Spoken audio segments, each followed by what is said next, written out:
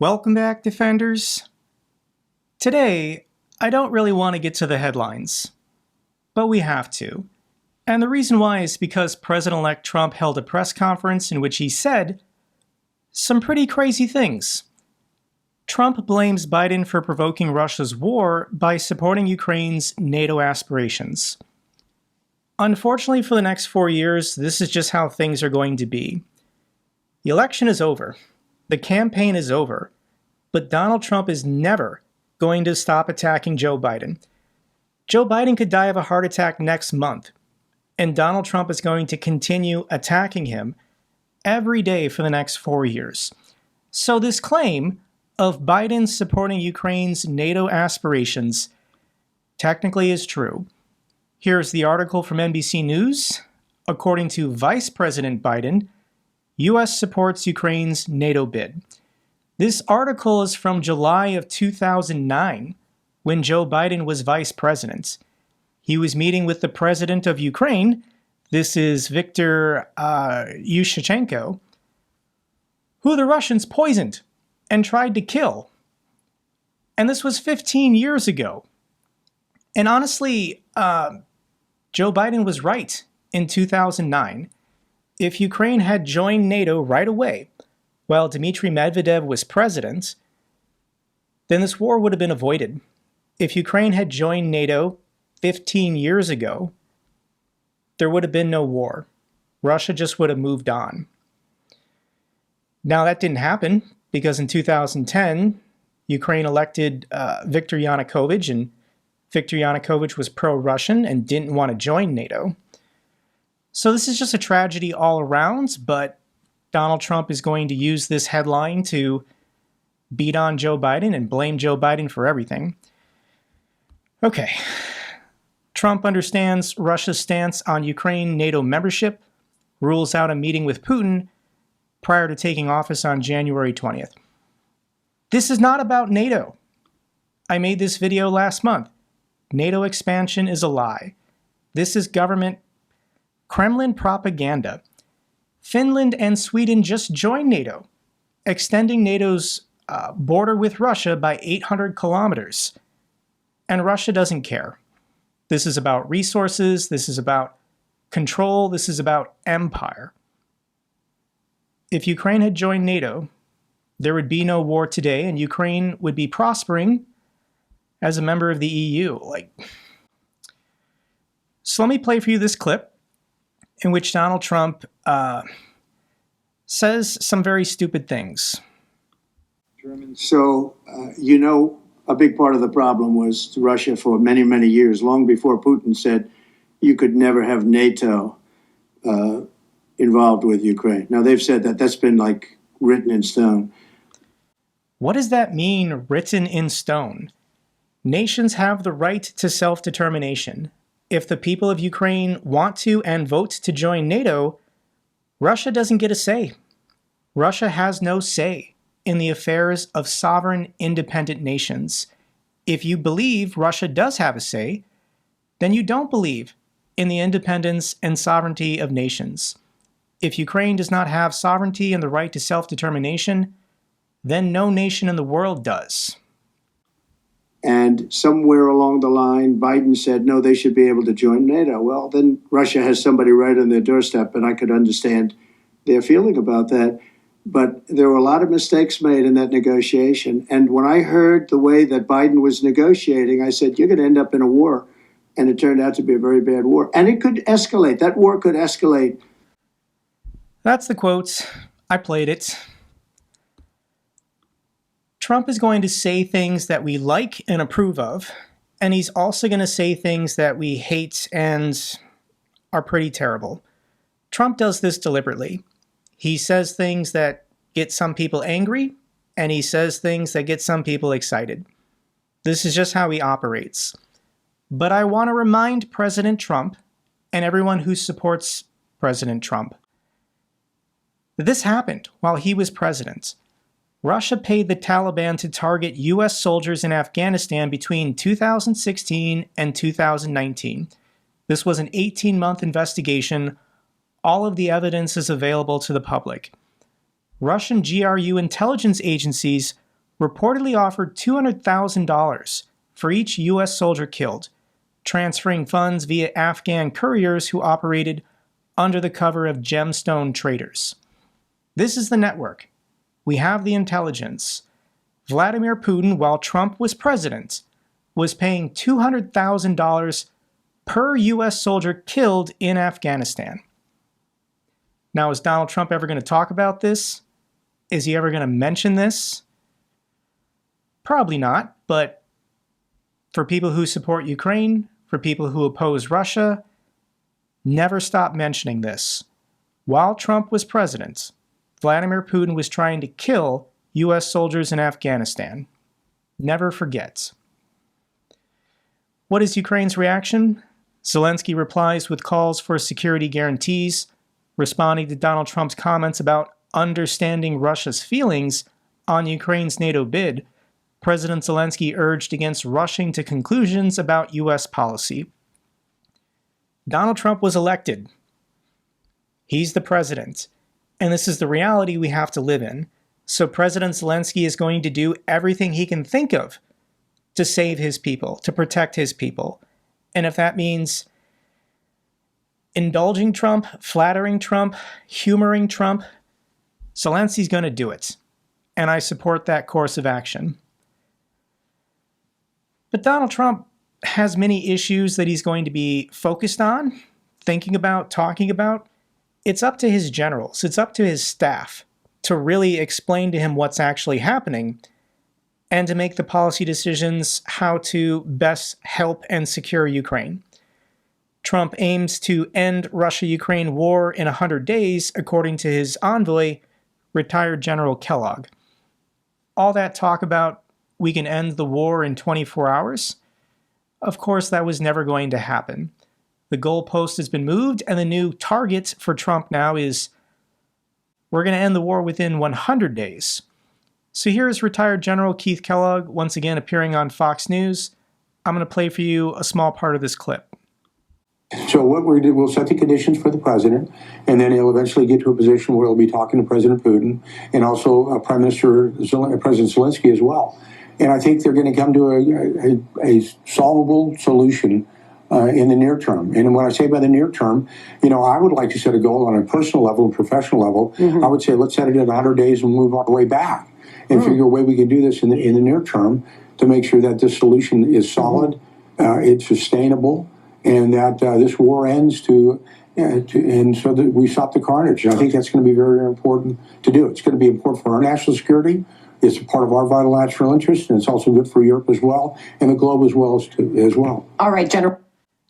So retired General Keith Kellogg is the adult in the room, and he is setting the realistic and professional goal of trying to negotiate a ceasefire within 100 days.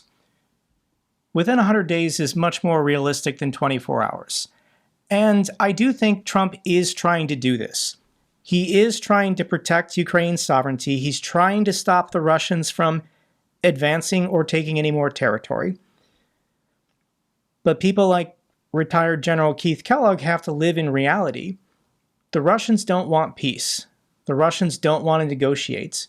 The Russians want complete surrender and capitulation of Ukraine, and ultimately the destruction of NATO and the United States. The Russians today are actively trying to destroy the United States. This is a message we need to keep repeating until everyone in MAGA finally accepts it. But instead, we're talking about this. This is what President-elect Trump is choosing to do: antagonize our closest allies, threatening to annex Canada. Because this is what everyone is talking about, we also have to talk about this. And who loves talking about this? The Chinese and the Russians. The New York Post had this headline, "The Don Roe Doctrine." Trump wants to annex Greenland, Canada, and Panama and rename the Gulf of Mexico to the Gulf of America. Here's RT News retweeting this, loving every second of it. Trump is talking about we have to do this to guarantee our security, just like China wants to invade Taiwan to guarantee their security. just like Russia wants to invade Ukraine to guarantee their security. This is the exact same language, and this is insanely dangerous. Here is the moment where a reporter asks, why Greenland? Why are you threatening to use military force to seize Greenland? Coercion. Well, we need Greenland for national security purposes. I've been told that for a long time, long before I even ran. I mean, people have been talking about it for a long time. You have approximately 45,000 people there. People really don't even know if Denmark has any legal right to it. But if they do, they should give it up because we need it for national security. That's for the free world. I'm talking. President-elect Trump is saying we need to take Greenland for security reasons, national security reasons. Security from who? Protection from whom? Who is the threat where the United States needs to seize Greenland for whatever reason? Say their name, because there's only one nation in the Arctic that is a threat to the United States, and that's Russia. If you believe Greenland must be seized for national security reasons, then you also have to admit Russia is a threat to the United States, and if Russia is a threat to the United States, then Ukraine is our most important ally. We should be doing everything to militarily support Ukraine and help them defeat the Russians so they don't threaten us in the Arctic Ocean. As for the relationship with Denmark, for fun, I tossed this idea out there. Since we're all indulging lunatic ideas, what if Denmark sold Greenland to the United States for $500 billion, and then Denmark used that money to defeat Russia? $500 billion would do a lot of damage to the Russians, and the United States can easily just expand our national debt to buy Greenland. Honestly, if Denmark publicly said they would do this with the money, then MAGA might stop saying they want to buy Greenland. This is all moots. This isn't even possible. Friend of the channel, Anders Puck Nielsen, put out the video yesterday, Why Trump Can't Buy Greenland. And Greenland is not a colony. It's not a territory. Greenland is part of a federation with the Kingdom of Denmark. Denmark, for administrative purposes, handles things for Greenland, such as military protection. But Greenland is self-governing. It is independent in that it has sovereignty and it makes its own decisions how to govern their own people. Denmark does not impose this on Greenland. Denmark does not own Greenland, and Denmark cannot sell Greenland. And a reminder, Denmark is a member of NATO and also a U.S. treaty ally.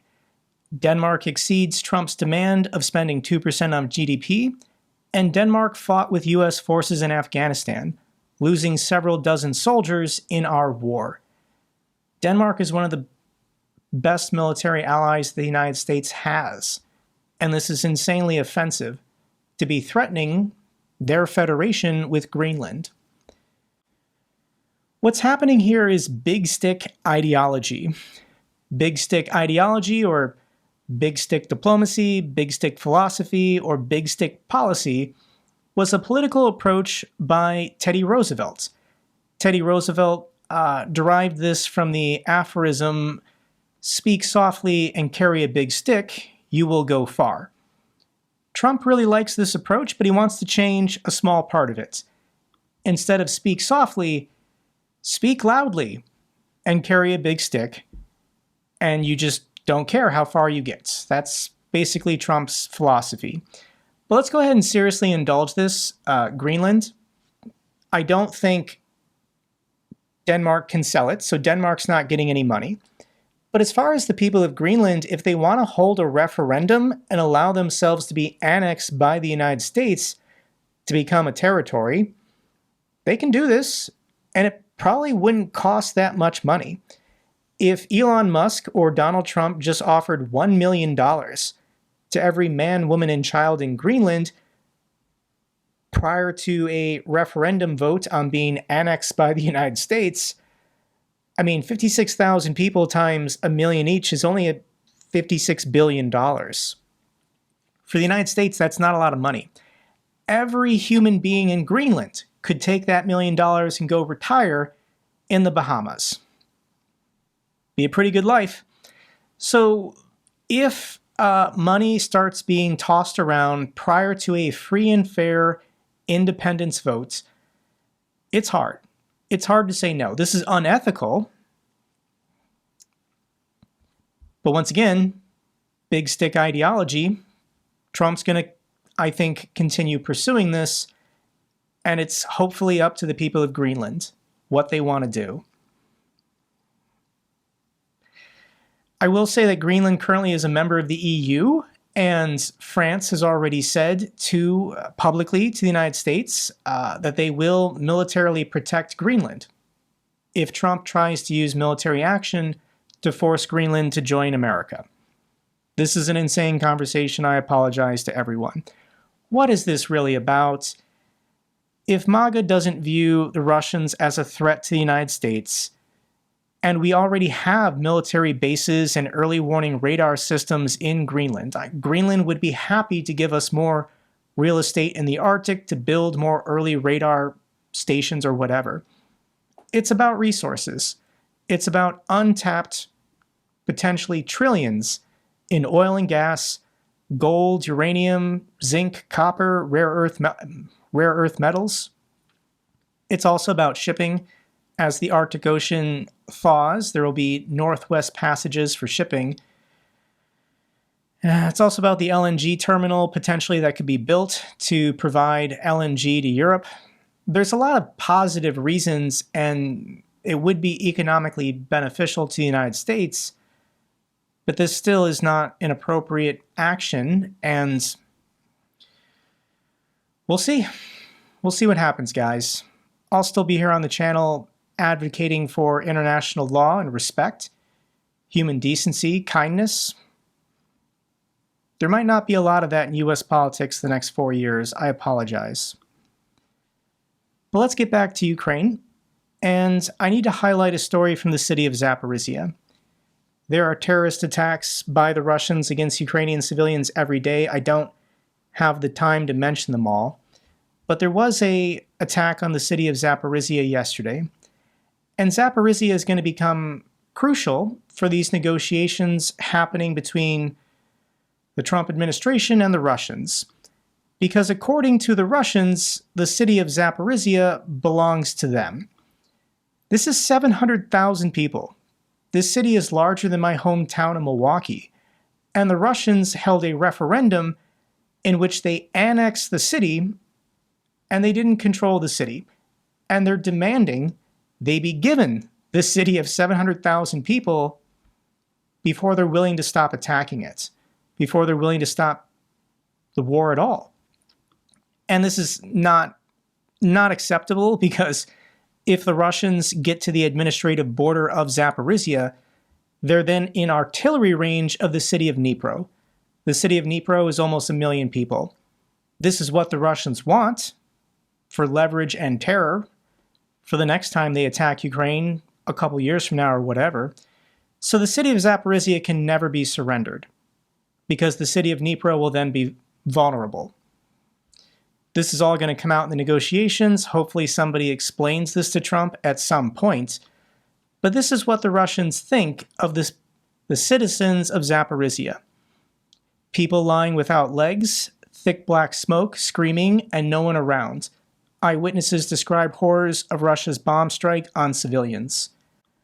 I can't share the videos of killed and injured civilians after Russia dropped aerial guided bombs on the city.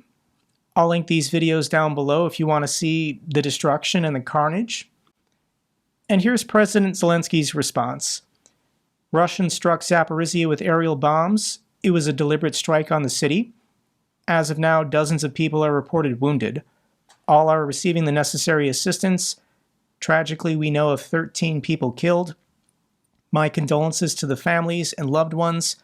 Regrettably, the number of casualties may increase. There is nothing more cruel than launching aerial bombs on a city, knowing that ordinary civilians will suffer. Russia must be put under pressure for its terror. The protection of lives in Ukraine must be supported. Only through strength can such a war be ended with a lasting peace.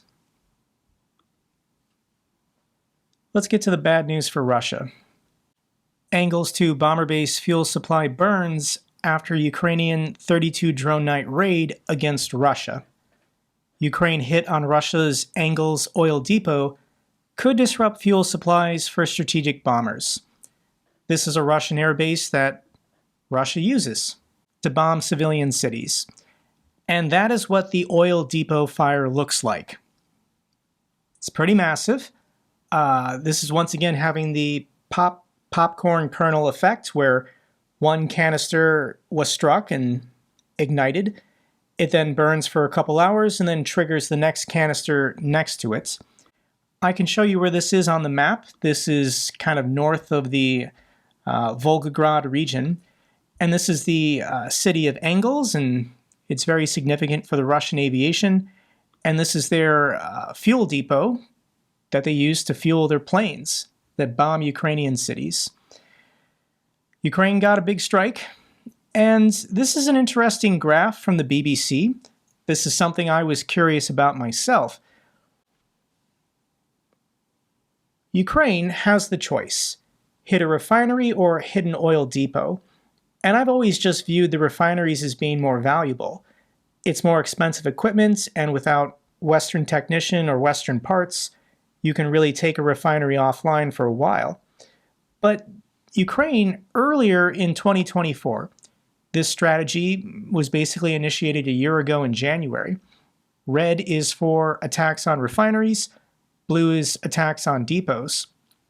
And Ukraine went really hard in March and May, 8 attacks on Russian oil refineries. But for the last 6 or 7 months, it's mostly been oil depots. And for a while, this didn't make sense to me because a container for oil is not very expensive, and the oil inside is also relatively not very expensive when compared to $1 million or tens of millions of dollars worth of refinery equipment. So perhaps Russia's just done a better job of protecting their refineries because they're higher value targets. But there might be a bigger strategy here by going after all the depots. And what someone explained to me is if you can destroy enough of these depots, then Russia has nowhere to store their oil. If they have nowhere to store their oil, they have to reduce outputs. They have to pump less. And if the Russians, especially in the Arctic, pump less, that messes up pressure and wellheads can become less productive or even freeze over. And Russia would then have to retap the well, which they might not be able to do without Western technicians and expertise.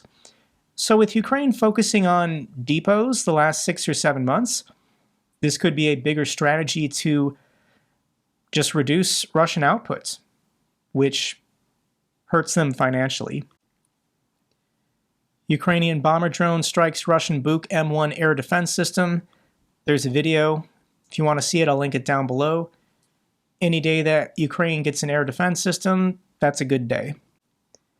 Ukraine strikes Russian command post in Donetsk, as well as a strike on a command post in Kursk.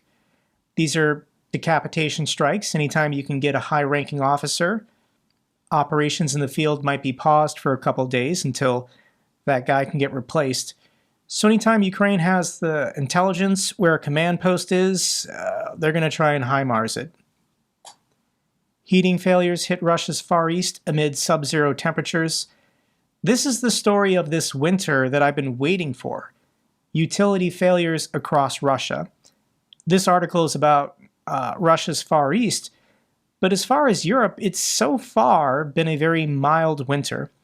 Here's the current weather map for January 9th, and it's currently it's above freezing in Moscow. Now this is good and bad.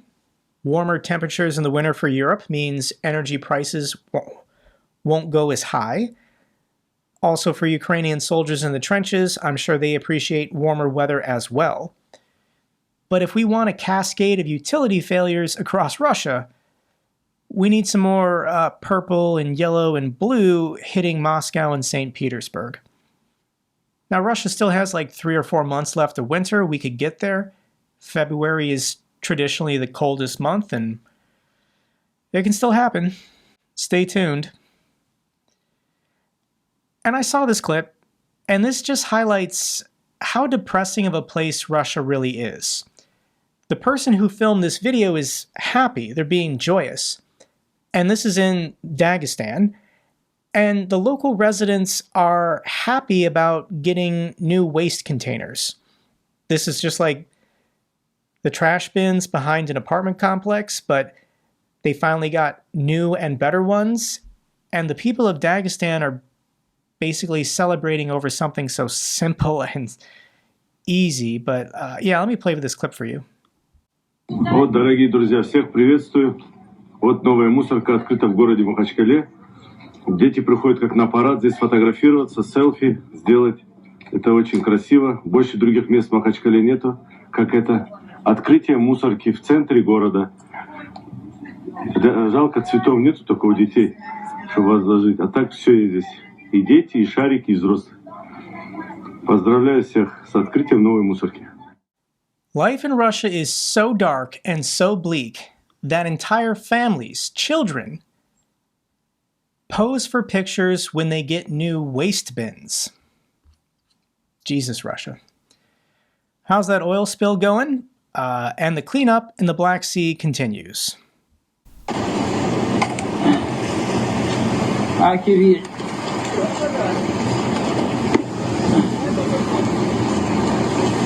Вот это жижа.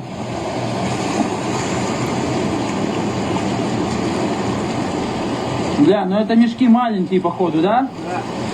Да, черные, большие. Yeah, I think you're gonna need a bigger bag. They don't have real bags. They're just using grocery store bags, probably. Russian propagandist's husband, Kyasan, is in a coma. Rumors link illness to Ukrainian intel.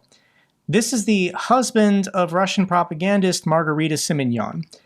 Now, normally I wouldn't wish ill on somebody's spouse just because they're a terrible person, but he's also a Russian propagandist. He's not a good guy, and he had some kind of heart failure, and he's now a vegetable in a coma. Probably never coming back. Sorry, but not sorry. Let's get to the good news for Ukraine. Biden administration unveils its last $500 million aid package for Ukraine before Trump takes office. The U.S. military has been trying to rush deliver as much as they can to help Ukraine weather the initial couple months of Trump's presidency. I'm still convinced that the Russians are not going to negotiate. They're not going to agree to a ceasefire, and Trump's going to have to face reality and resume military aid to Ukraine eventually. Joe Biden did leave him a couple billion for future military aid packages. This is a good situation. I mean, over the last 2 months, Joe Biden has sent probably $6 or $7 billion worth of military aid. So this is good in the short term, and we just have to continue advocating for Ukraine in the long term. Iceland joins Denmark's model to fund Ukraine's arm production with 2 million euros. Thank you so much to the fantastic people of Iceland. Denmark and Norway to buy 183 million in arms for Kyiv from Ukrainian manufacturers. That's huge. Thank you so much to the people of Denmark and Norway. Final clip I have for you is a nose-mounted 360 camera on a Ukrainian Mi-24 gunship. Just a cool video, and I want to share it with you guys.